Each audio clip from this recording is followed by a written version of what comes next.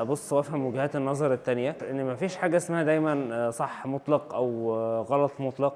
ساعدتني ان انا اجهز للفتره اللي جايه عندي بنسبه 60 او 65% ان انا اطور الجزء الوظيفي، ومن ناحيه تانية ان انا ابدا شغل كفريلانس. ابتدي اخد كورس اونلاين، ادفع فلوس في كورس اونلاين، دي كانت حاجه انا مش متعود ان انا اعملها. ممكن اكون كنت بعتمد على الحاجه اليوتيوب اللي هي فور فري، لكن انا ادفع فلوس في كورس اونلاين يمكن ما عملتهاش قبل كده كتير يعني.